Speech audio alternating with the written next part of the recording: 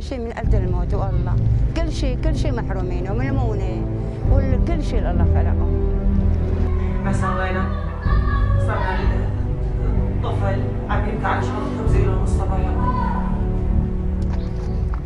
ماما مصايلة جدا لكن لا دفعت.